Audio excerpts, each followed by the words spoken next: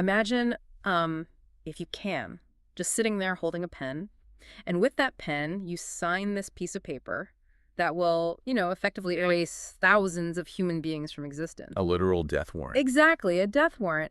And then you just set the pen down, you pick up another piece of paper, and you write a letter to your daughter. Right. You call her your little sparrow, you ask if she liked the fresh apples you just sent her, and you sign it playfully, saying, I obey. It's incredibly chilling. It really is. I mean, how does the exact same human hand write both of those things without trembling? Well, it forces us to ask, whether we're dealing with a monster wearing a human mask or a human being whose internal architecture is just completely alien to us. Totally. And that's exactly what today's deep dive is going to get right into the center of. We are unpacking the terrifying machinery of the political scripts that governed Soviet life under Joseph Stalin. Yeah, but we aren't doing it by looking at, troop movements or 5-year plans. Right. No, we are doing it by looking at this fascinating stack of sources we have today. We've got the translated writings of Svetlana Alliluyeva, who was, Joseph Stalin's own daughter.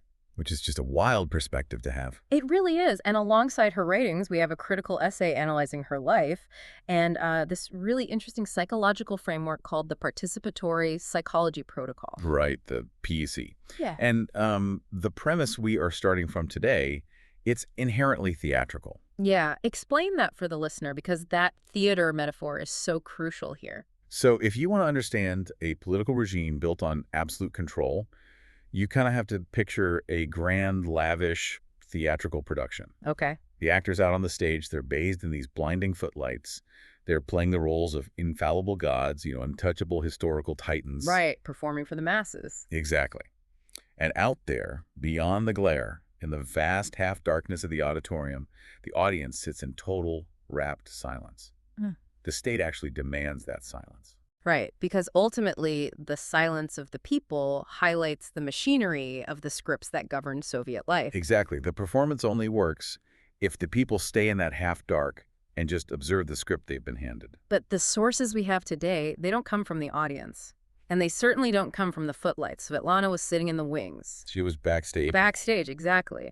And from that vantage point, the illusion of the grand performance is totally shattered. It smells like drying glue and dust. Yes. You can see the heavy cables, the creaking pulleys, just the sheer, sweaty, mechanical effort required to keep the spectacle running. And you see the actors the exact moment they step out of the light and drop the mask. Which is just wild to think about. So our mission for this deep dive is to understand Svetlana's absolute refusal to remain silent in that half-darkness. Right. She chose to unburden what the sources call the knowledge that lives in the body. Yes, the physical, lived reality of the terror.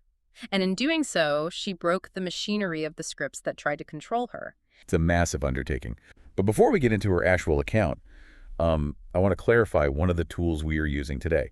You mentioned the Participatory Psychology Protocol earlier, the PEC. Yeah, and I know people might be wondering, is this like a clinical diagnostic tool? Are we psychoanalyzing historical figures from afar? Because honestly, that usually gets pretty messy. It gets very messy. Yeah. But no, the PUC is not a clinical psychiatric manual like the DSM or anything. Okay, good. So what is it exactly? It's a highly structured framework used to decode human behavioral layers. It's particularly useful in complex or high-stakes environments. Right. It helps us differentiate between what a person is structurally doing versus the narrative or, the script they're using to justify it. Got it. So in the context of our sources, the PEC gives us a lens to analyze how ideological machinery processes human beings. Exactly. And how someone like Svetlana could survive by becoming fundamentally unprocessable. Unprocessable. I love that term. Okay, that makes sense. It's a lens for reading behavior, not diagnosing a disorder. So let's apply that lens to the vantage point Svetlana had. Right. She's the daughter of the architect of the Great Terror. Yeah. She grows up at the literal epicenter of Soviet power. How does her record of history differ from, the official textbooks? Well, it differs structurally. The official state archive is a record of administrative outputs. Like letters and stuff. Exactly. If you go to the Soviet archives, you find grain quotas, administrative categories, records of death sentences carried out. The archive views the population from the top down. But Svetlana's account is different. The sources call it a counter-archive, right? Yes. She isn't an auditor standing outside the system with a clipboard. She is a witness to the interior of power. Yeah. She documents the silent domestic realities that the official archives are specifically designed to hide. And the language she uses to describe this is just so deliberate. In the sources, there's this Russian theatrical idiom she relies on, za kulisami, Za kulisami, yeah. which translates literally to in the wings or backstage. But reading the texts, I mean, it feels like it carries way more weight than just a casual metaphor about seeing behind the curtain. Oh, it is entirely literal for her. Za kulisami carries the physical, cramped reality of proximity to power. Right. It's the realization that the gods on stage are actually just men who drink too much and argue about petty things when the curtain drops. Wow. Yeah. And that physical proximity completely alters the genre of what she wrote. Mm. When her famous book, 20 Letters to a Friend, was published in the West back in 1967, the publishers aggressively marketed it as a memoir. Oh, totally. They wanted a sensational memoir. Right. But the critical essays in our stack argue that this was a fundamental mistranslation that flattens the entire weight of the text. She didn't write a memoir. She wrote an ispoved. An ispoved. Tell us about that word. It is the Orthodox Christian term for a sacramental confession. Okay, wow. That's a huge difference. The distinction is crucial.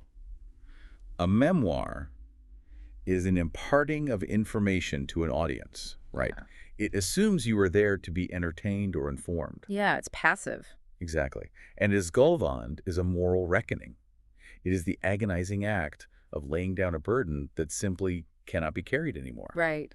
And it changes your role as the reader. You are no longer a passive audience member sitting in the half-dark. You are positioned as the confessor.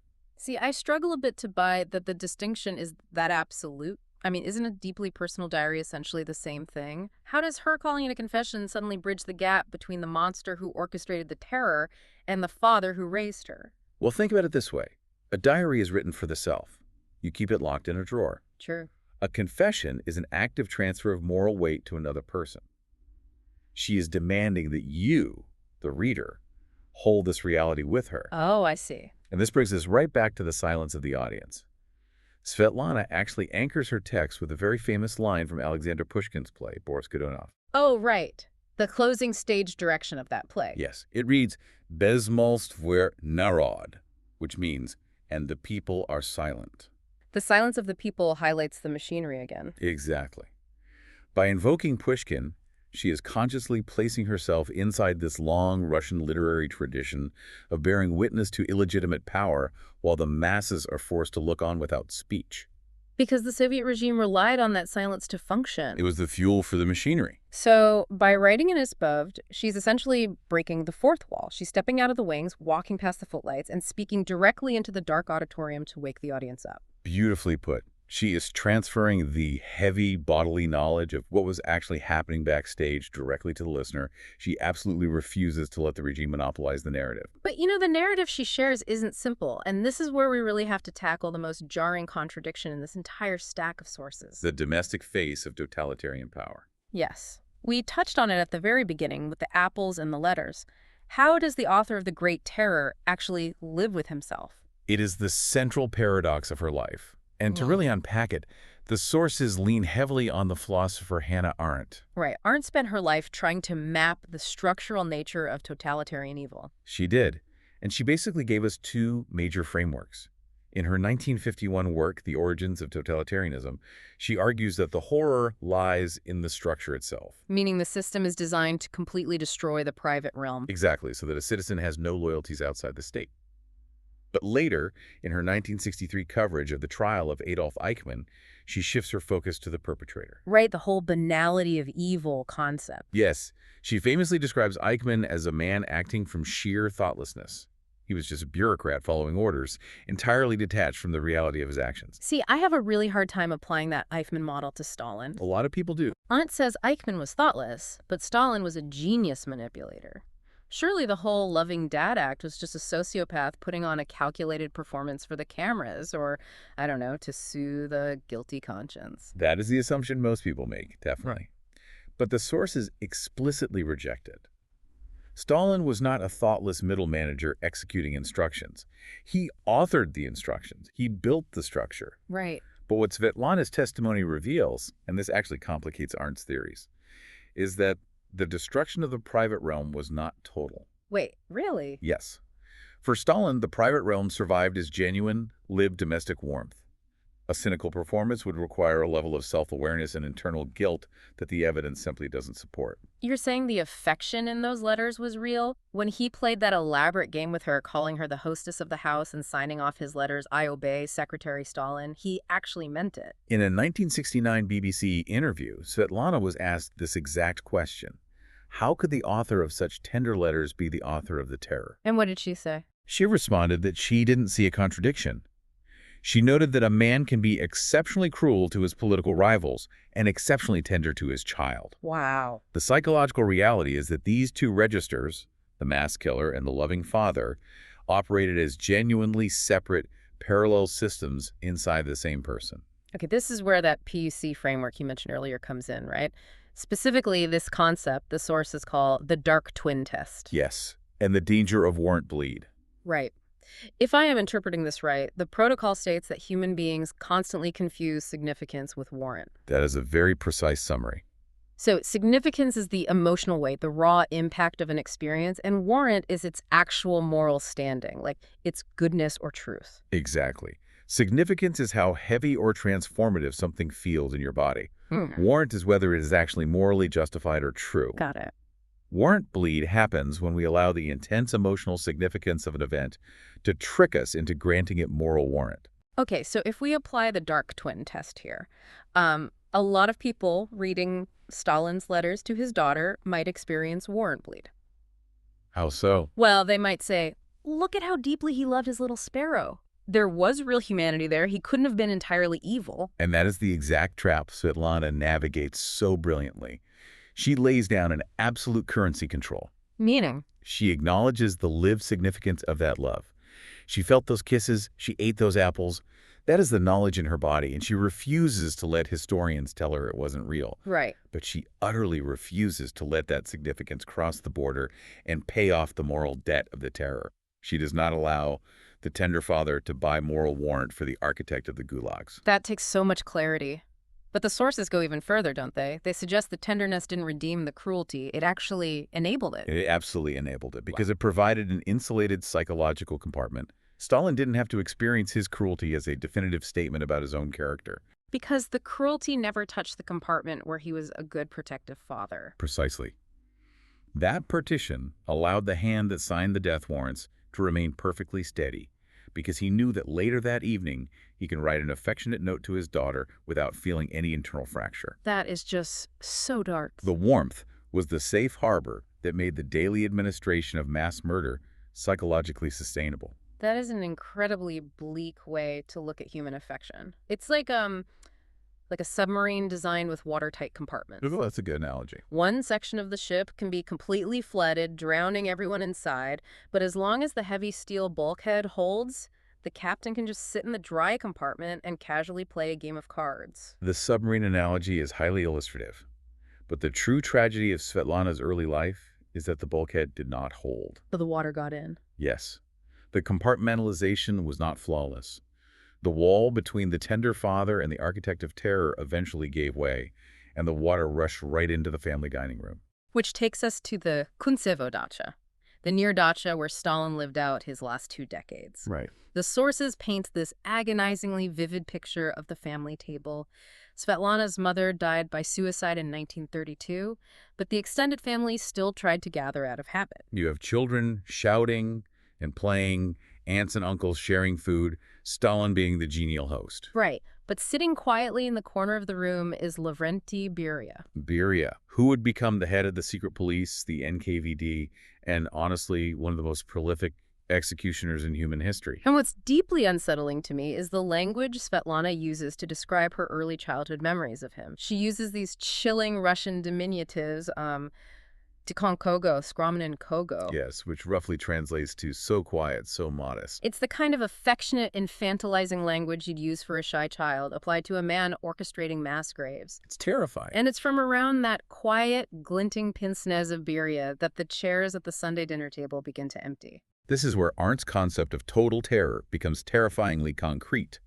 Arendt's argued that totalitarianism destroys the space between people. It presses them so tightly together under the weight of state paranoia that all independent relationships collapse. Exactly. The state achieves this by filing human beings away under clean administrative categories like enemy of the people or Trotskyite saboteur. Right, the ledger approach again. But Svetlana isn't looking at the administrative categories. She's looking at the physical empty chairs. She specifically lists them out in the text, and it's just devastating. Aunt Anna's husband, Redens, he was a loyal party man, an old Chekist, arrested in 1938, shot in 1940. Yes. Her uncle Pavlusha, who had these soft brown eyes and would bounce the kids on his knee, dead in 1938. The Smenidzes, her father's in-laws from his first marriage, taken in 1937 and later shot. These were not abstract political threats. Exactly. These were the people passing the potatoes across the table. And here we return to the view from kulisami, from backstage. The State Archive records the date of execution and the legal justification.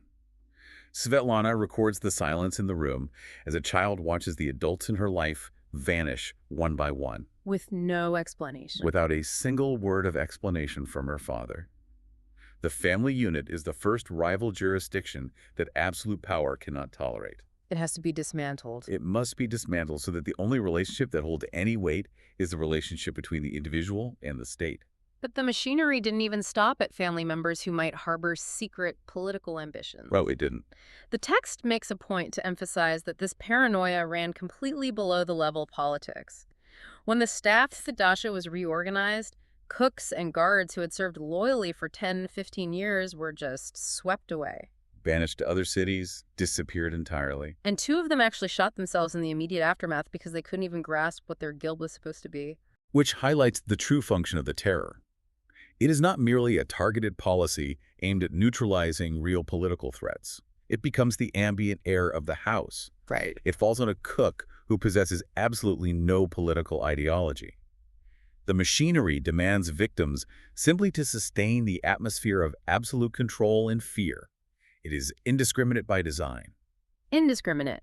Earlier I mentioned a computer program running a virus, but honestly, reading the source material, that metaphor feels way too clinical. I agree. It's more like a runaway coal train. The engine requires fuel to keep moving forward, and eventually it doesn't matter if you're shoveling in coal or throwing the conductor straight into the furnace. The fire just needs to burn. That's exactly it.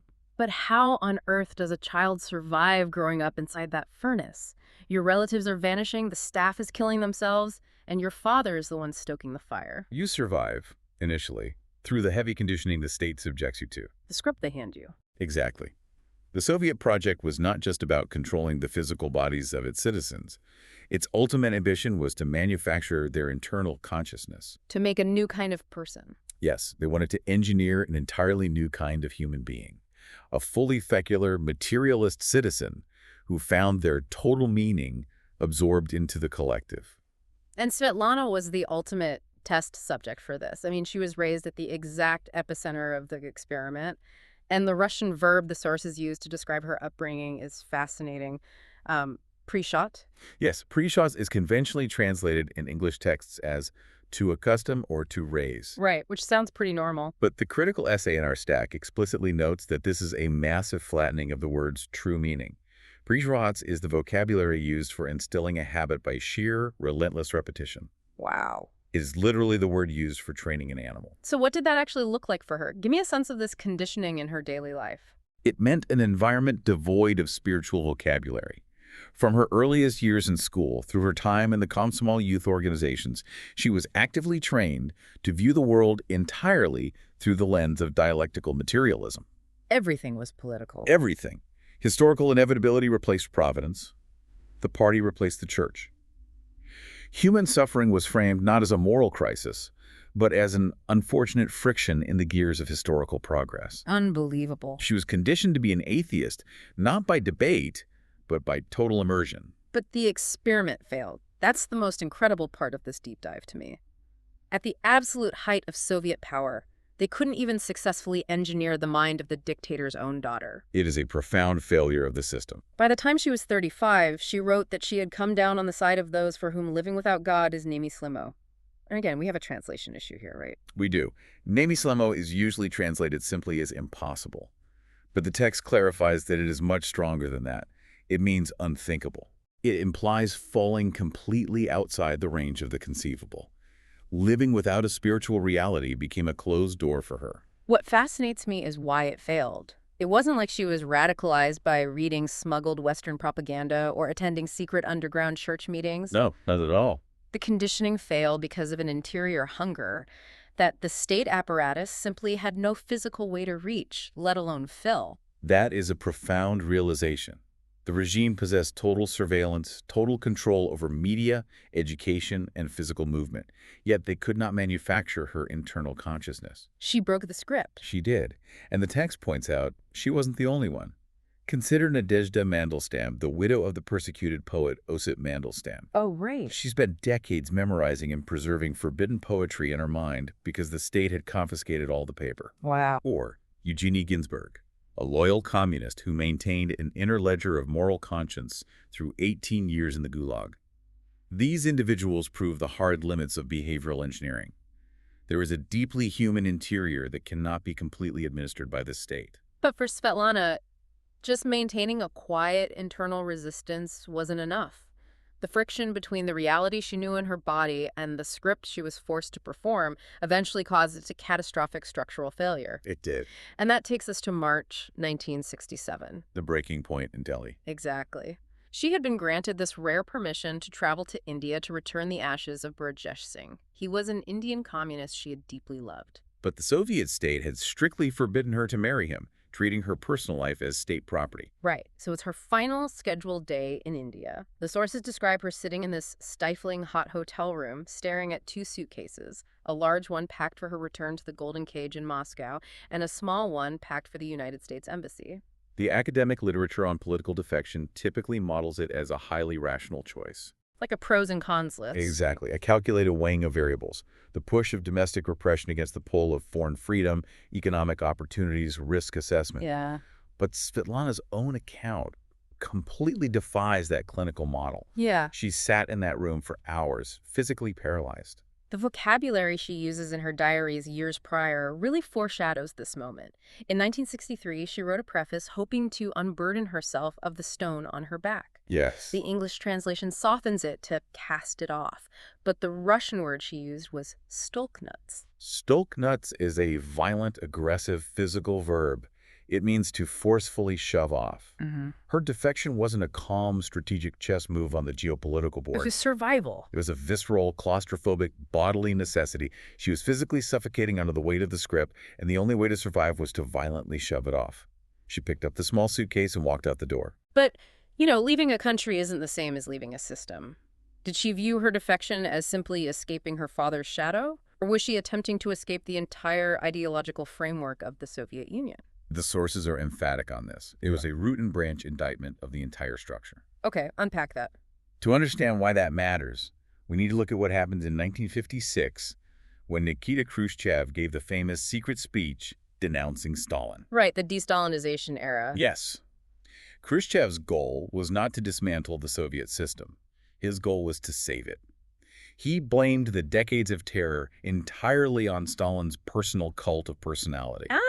He framed the atrocities as a temporary deviation from a pure, fundamentally sound Leninist ideology. Wait, I remember this from the PUC framework we discussed earlier. The protocol calls this a layer laundering operation, right? Precisely. Where you sacrifice one layer to protect another. In PUC terms, the system protected its core symbolic asset, which was the founding mythos of Lenin and the October Revolution. By sacrificing a physical layer asset. Yes, the legacy and person of Stalin. They threw Stalin under the bus to launder the reputation of the machine itself. Wow. But Svetlana refused this political consolation prize. She recognized that the rot wasn't just a personal failing of her father. The rot was architectural. Because the machinery outlived the men. Exactly. The runaway train kept going. The text points out that the secret police went through 3 chiefs in rapid succession during the terror. You had Yagoda, Yezhov, and Beria. Yagoda ran the machine. Then the machine deemed him a threat, consumed him, and he was shot. Yezhov took over, ran it, the machine consumed him, and he was shot. Beria took over, and eventually he was shot too. The role of the executioner persisted perfectly, even as the human occupants were ground up and replaced. Which is exactly why she rejects the grand narrative of the epoch. Her most famous motto is Moyo delo ne epoca, a človek. My business is not the epoch, but the human being. Right. And historically, this has often been misread as a kind of modest feminine apology, right? As if she were saying, oh, I'm just a simple woman. I leave the grand historical analysis to the men. But the critical essay argues it is actually a fierce jurisdictional claim. Yes. She is declaring that the epoch, the grand ideological narrative of history and revolution is a fabricated, dangerous distraction.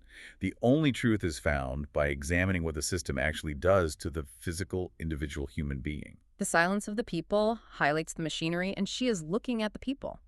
So she shoved off the stone, grabbed the small suitcase, and escaped to the free West. You'd think the story ends there with a happy Hollywood fade-out. You really would. But as the sources reveal in excruciating detail, leaving one stage doesn't mean you've escaped the theater. You might just walk into the wings and be handed a brand new script by a totally different director. And this brings us to what the sources term the geography of the cage. Ooh, I like that phrase. If her life were simply a tidy passage out of Eastern tyranny into Western freedom, it would perfectly serve the Cold War narrative. But she categorically refused to serve that narrative. And her refusal is arguably the most psychologically revealing phase of her life. So let's look at her arrival in New York in 1967. It is a massive global media event. She gives a televised press conference, and the entire Western world is watching. Everyone wanted a piece of her. Right. The West looks at her and immediately tries to hand her a costume. They want her to play the role of the perfect convert. They need her to be a living, breathing symbol, proving that the Soviet system produces nothing but misery and that Western capitalism is the ultimate savior of the human soul. It's fascinating because reading this text, you realize Svetlana becomes a political Rorschach test for whatever faction is looking at her. Totally. The sources document her engaging in behavior that baffled both the left and the right. From donating money to conservative magazines, to expressing outrage at hearing Russian spoken in public, to taking increasingly hardline anti-Soviet stances. And we really need to pause here for a second and note something crucial for you, the listener. Yes. We are impartially reporting the source text account of Svetlana's political leanings. We aren't endorsing or taking any political side here. We are purely analyzing her refusal to fit an expected mold based on the sources provided. Absolutely. Because what's vital for us to pull from this is how desperately she refused to fit whichever partisan mold people tried to force her into. She was entirely unassimilable. I mean, the liberal media wanted a grateful, wounded humanist who preached world peace. The conservative media wanted a militant, anti-communist crusader. Right. But she was a messy, difficult, deeply contradictory human being. She didn't fit the liberal defector template, and she didn't fit the conservative defector template. Whenever they pushed her toward the footlights to deliver her lines, she just kept walking off the stage. The most bizarre, almost surreal example of this dynamic occurred in 1970 when she became entangled with the Taliesin Fellowship. I still can't really believe this part of the source material. It's so weird. It is extraordinary. Olgivenna Lloyd Wright, the widow of the legendary architect Frank Lloyd Wright, essentially summons Svetlana to their compound. Right. Olgivenna had been heavily influenced by the mystic G.I. Gurdjieff and ran the fellowship less like an architectural school and more like a matriarchal cult. Wow. She'd become obsessed with the idea that Stalin's daughter was the spiritual replacement for her own deceased daughter, who, strangely, happened to also be named Svetlana and who had been married to the fellowship's chief architect, Wes Peters. It is structurally insane. Within weeks of arriving, Svetlana is subjected to this intense psychological pressure cooker and is literally pushed into marrying this widower, Wes Peters. Yes. Think about the whiplash here. She had violently shoved off the stone of a murderous cult of personality in the Soviet Union, only to stumble right into the eccentric, controlling gravity of a Midwestern architectural cult of personality. It's a tragic irony. The matriarch of the fellowship demanded total obedience, controlled the finances, and required personal public confessions from the members to maintain psychological dominance. Now, we must maintain the absolute moral distance the sources insist upon here. The Soviet state enforced its script with secret police, imprisonment, and mass execution. Right, totally different scales. The Taliesin Fellowship was merely an eccentric, highly controlling commune enforcing its script through social and emotional pressure. The moral gulf between a state that murders its citizens and a culture that manipulates them is vast. Of course. However, the structural mechanism acting upon Svetlana was the exact same. It was the relentless demand that she dissolve her actual complicated self into a legible symbol that serves someone else's narrative. And just like in Moscow, she ultimately refused to play the part. She chafed against Oljevana's control and broke with Wes Peters within 2 years. She walked away again. She refused to be the ghost of Oljevana's dead daughter, just as she refused to be the poster child for the CIA, just as she refused to be the silent princess of the Soviet state. But shedding all those scripts left her completely adrift, isolated and exhausted. It had to. Which leads to the incredibly misunderstood moment in 1984 when she actually returned to the Soviet Union. This part always confuses people. This return is often cited by her critics as proof of her instability.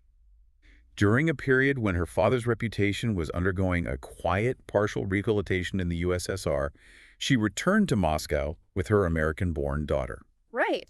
She held a highly publicized press conference where she delivered the exact lines the Soviet state wanted to hear.